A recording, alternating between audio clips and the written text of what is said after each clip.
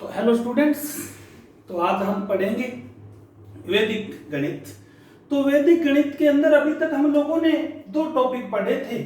एक पढ़ा था वर्ग और एक पढ़ा था घन, क्यूब। स्क्वायर और क्यूब पढ़े थे। तो स्क्वायर और क्यूब करने के बाद अगला टॉपिक है हमारा भाग। तो भाग करने की हमारे 10वीं के क्लास के सिलेबस में 3 विधियां हैं। जो 3 विधियां कौन कौन सी है? सूत्र निखिलम, सूत्र प्रावर्त्य और सूत्र ध्रुवजांक। 3 विधियों का अध्ययन इस कक्षा में करेंगे। तो सबसे पहली विधि करने जा रहे हैं हम सूत्र ध्रुवजांक। तो सूत्र ध्रुवजांक विधि जो आपने छोटी कक्षाओं में 8वीं और 9वीं दोनों क्लास में पढ़ी थी, इस विधि द्वारा किसी भी संख्या का भागफल किया जा सकता है। फॉर एग्जाम्पल,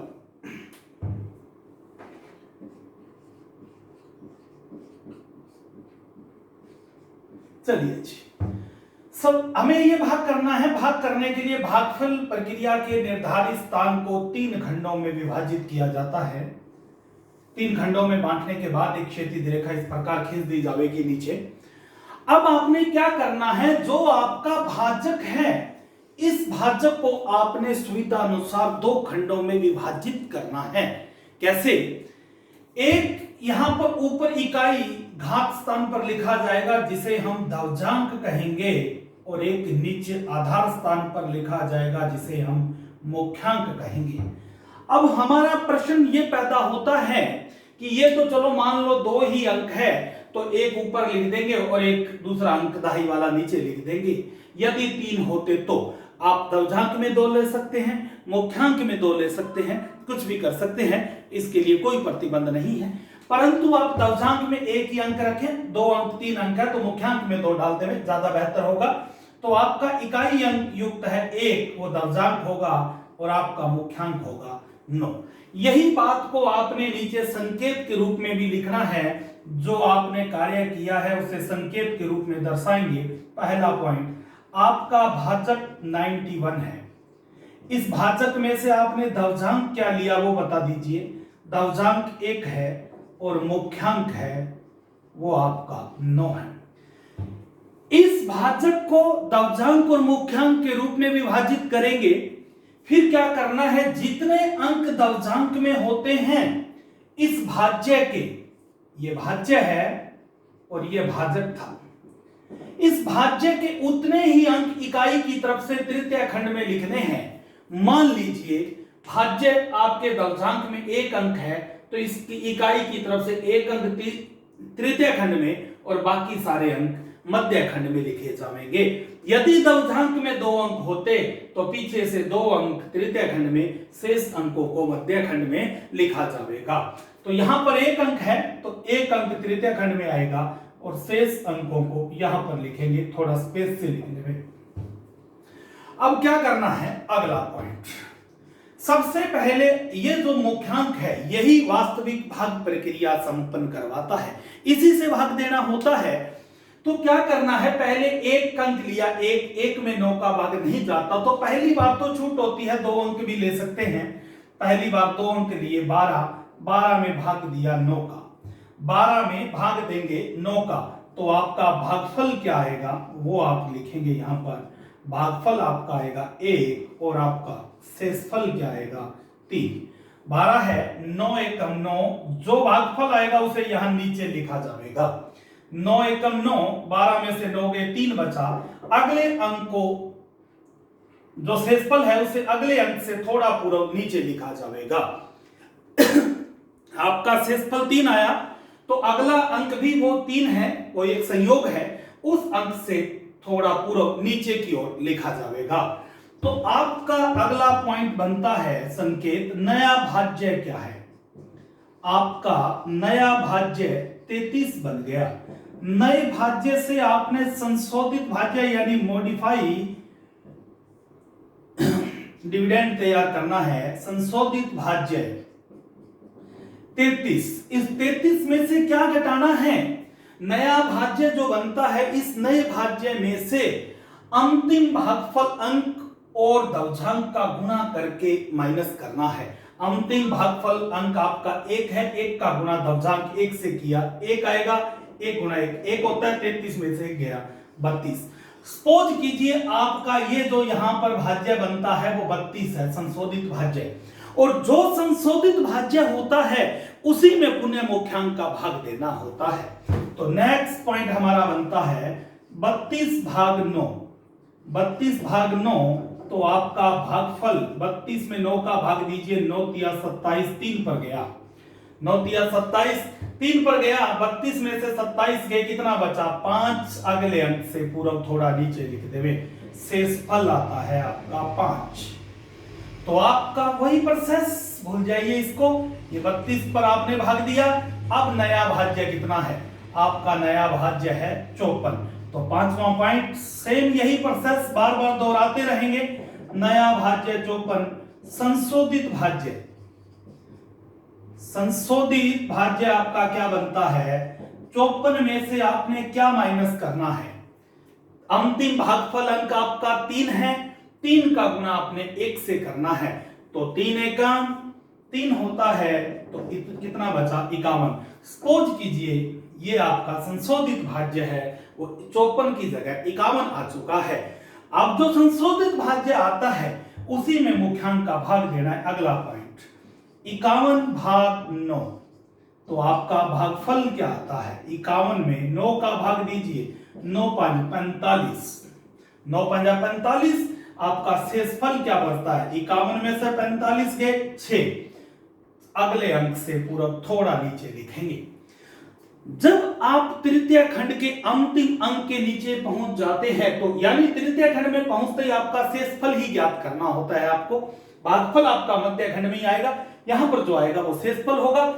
तो आपका नया भाज्य कितना बनेगा, 7वां पॉइंट, नया भाज्य, या सीधा कह दो अतः अंतिम शेषफल, अंतिम शेषफल।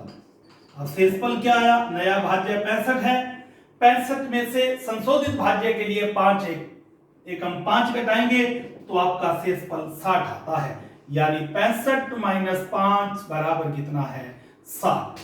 ये आपका भागफल है और ये आपका शेषफल है। अगला पॉइंट आप लिखेंगे अतः, अतः भागफल, भागफल है 135 और आपका शेषफल है 60। ये सूत्र दवझांक विधि भाग देने की है। इस विधि में क्या करना है आपको कि सबसे पहले जो भाजक होता है, इस भाजक को आपने मुख्यांक और दवझांक दोनों में विभाजित करना है। इकाई की तरफ से इकाई युक्त अंक जो होंगे वो दवझांक होंगे और दहाई युक्त अंक को आपने मुख्यांक के रूप में लिखना है। जितने अंक दवझांक में होते हैं भाज्य के, इकाई की तरफ से उतने ही अंक तृतीय खंड में लिखने हैं और शेष अंकों को आपने मध्य खंड में लिखना है। फिर आप भाग प्रक्रिया मुख्यांक से संपन्न करवाएंगे। पहली बार आपको छूटा 1 अंक 2 अंक, जहां भी भाग जाता है सुविधा अनुसार ले सकते हैं। आपने 2 अंक 12, 12 में 9 का भाग दिया, 1 पर जाता है, 9 एकम 9, 3 बच गया। जो शेषफल बचेगा उसे अगले अंक से पूर्व थोड़ा नीचे लिख देंगे और जिसके नीचे लिखा इन दोनों को जोड़कर पढ़ेंगे, वो आपका नया भाज्य होगा। फिर नए भाज्य से आपको संशोधित भाज्य बनाना होता है, मॉडिफाइड डिविडेंड तैयार करना है। उसके लिए आपको क्या करना है, इस नए भाज्य में से अंतिम भागफल अंक और दवझांक का गुणा करके घटाते हुए नया भाज्य बनाना है।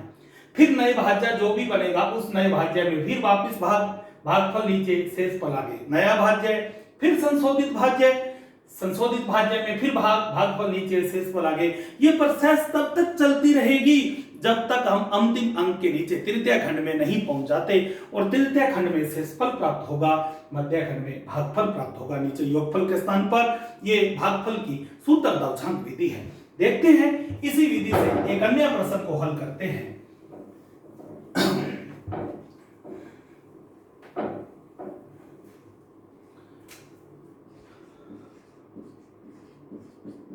कोई भी प्रश्न को इस विधि से हल किया जा सकता है। देखिए हमारा अगला प्रश्न है 9 8 7 6 5 भाग 5 9 है। तो आपने भागफल प्रक्रिया के निर्धारित स्थान को कितने खंडों में डिवाइड करना है, 3 खंडों में डिवाइड करना है। 3 में डिवाइड करने के बाद आपने क्या लिखना है, ये आपका भाजक है, भाजक का इकाई अंक ऊपर और दहाई अंक नीचे लिखते हुए।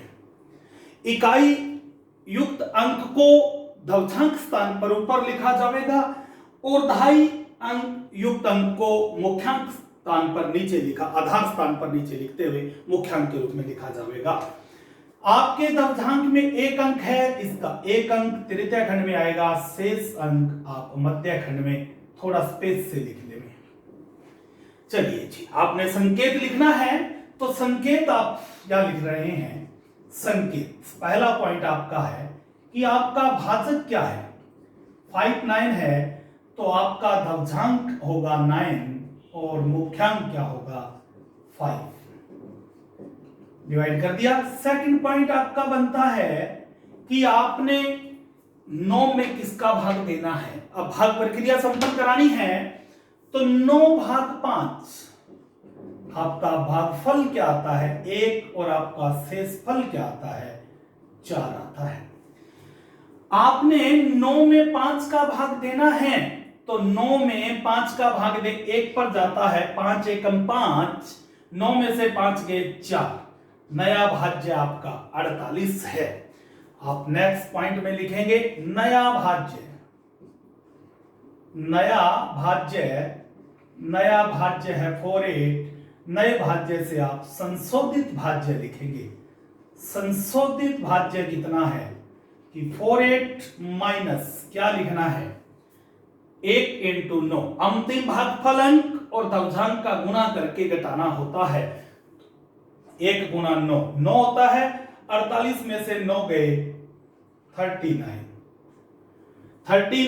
सपोज कीजिए 48 की जगह आपका संशोधित, ये नया भाज्य 48 की जगह संशोधित भाज्य है 39 आ चुका है, तो अब आपने 39 में भाग किसका देना है? 7 का भाग देना, 5 का भाग देना है। 39 भाग 5, भागफल क्या आता है और शेषफल क्या आता है वो लिखेंगे। 39 में 39 में हम अगर 5 का भाग दें तो 7 पर जाता है, 7 5 35 और कितना बचता है? 39 में से 35 गए 4। लेकिन अब हमें एक बात ध्यान रखनी है कि अभी हमने ये जगह इसीलिए छोड़ी कि देख रहे हैं कि भाग प्रक्रिया संपन्न हो रही है या कोई बाधा आ रही है। आ गई बाधा, आपके पास 39 था, 5 का भाग दिया, 7 5 35 पर चला गया, 4 बचा, तो नया भाज्य आपका बन जाता है 47। नया भाज्य 47 है और नए भाज्य से हमें संशोधित भाज्य बनाना है तो क्या माइनस करना है? अंतिम भागफल अंक और दशमलव का गुणा, इनका गुणा 9 7 63 बनता है। तो 47 में से 63 घटाएं तो यह माइनस में आ रहा है, तो माइनस में नहीं आना चाहिए। भाग प्रक्रिया हमारी क्या होगी? बाधित होगी। तो फिर हमें क्या करें? हमारी तो कोई मिस्टेक तो है नहीं, बिल्कुल 39 था, 5 का भाग 7 पे जा रहा था, शेषफल आगे लिखा, नया भाज्य, नए में से आपने इनका गुणा करके घटाया तो संशोधित भाज्य माइनस में आ गया। तो फिर ऐसी त्रुटि से बचने के लिए हमें क्या करना है? हमें पिछले स्टेप पर वापस जाना है, इस भागफल अंक को छोटा करना है, तब तक छोटा करते रहेंगे जब तक ये माइनस ना हो जावे और माइनस होकर प्लस का न आ जावे, तब तक आप भागफल अंक को छोटा करते रहेंगे। 7 की जगह भाग 6 पर देके देखें, अगर 6 पर भी ऐसी परिस्थिति आती है तो भाग 5 पर देंगे और नहीं आती 4 पर देंगे। अंक भागफल अंक को छोटा करते रहेंगे। तो हमारे पास 39 है, 39 में 5 का भाग 6 पर देके देख रहे हैं, 6 5 30, कितना बच गया? 9 बच गया। तो भागफल आया 6 और शेषफल आया 9। अगला पॉइंट चौथा है कि नया भाज्य क्या है? नया भाज्य है वो 97 है और संशोधित भाज्य क्या है? संशोधित भाज्य 97 माइनस 97 माइनस 9 6 54, 54 घटा दीजिए, कितना आता है? 3 और 4 43। आपका संशोधित भाज्य 43 आ चुका है। 43 में 5 का भाग देंगे, कितने पे देंगे? पहले तो 8 पर जा रहा है, स्वाभाविक 8 पर ही देंगे। 8 5 40, 3 बचा, 36 36 माइनस 9 8 72, फिर वही माइनस में आ रहा है। तो वापस जो पिछली स्टेप में कार्य किया था ठीक उसी प्रकार आप भागफल अंक को छोटा करेंगे। 43 है, 43 में आप 5 का भाग 7 पर देते हैं, 7 5 35, 8 बच गया। चलिए जी, तो आपका नेक्स्ट स्टेप है 43 भाग 5। तो भागफल 7 और शेषफल जो है वो आपका कितना आया? 8 आया। शेषफल 8 आया। शेषफल 8 आया तो नया भाज्य कितना बना? 86। अब आप अगले स्टेप में वापस वही नया भाज्य 86, और नए भाज्य से हमें साथ साथ ही संशोधित भाज्य बनाना होता है। तो हमारा संशोधित भाज्य क्या है? 86 माइनस क्या आएगा? 7 इंटू 9, 7 इंटू 9 63। 86 में से 63 गए, 3 और 2 23। हमारा संशोधित भाज्य है वो 23 आ चुका है। अब 23 में हमें 5 का भाग देना है। कितने पे जाएगा? 4 पर जा रहा है। तो 23 भाग 5, भागफल क्या आता है छोड़ दिया एक बार, और शेषफल क्या आता है छोड़ देते हैं।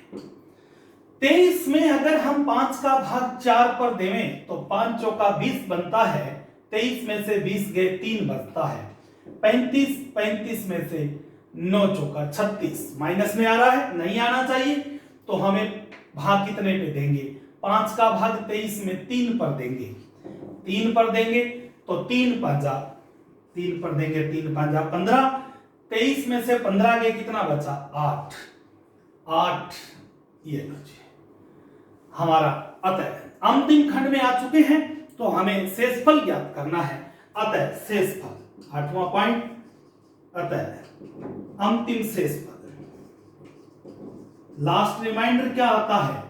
अंतिम शेषफल आपका 85 माइनस 9 तिया 27। 85 में से 27 गए, 55 और 3 58, यानी 85 माइनस 27 बराबर 58।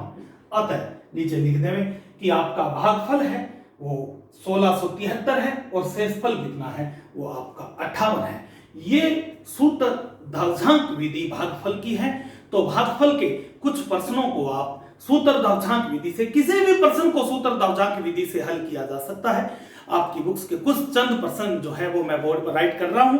इस वीडियोस को देखने के बाद आपने सूत्र धावझांक विधि के भाग के प्रश्नों को हल करना है। देखिए प्रश्न क्या है।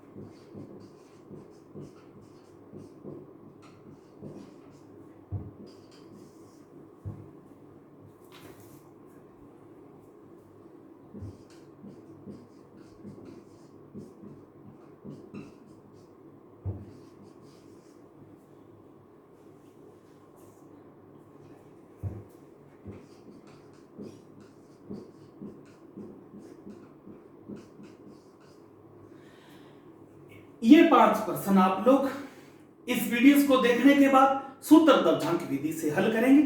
तो नेक्स्ट वीडियोस के अंदर हम नेक्स्ट विधि सूत्र निखिलन और सूत्र प्रावर्त्य का अध्ययन करेंगे। तब तक आप सूत्र धावझांक विधि के प्रश्नों को हल करेंगे। बाय।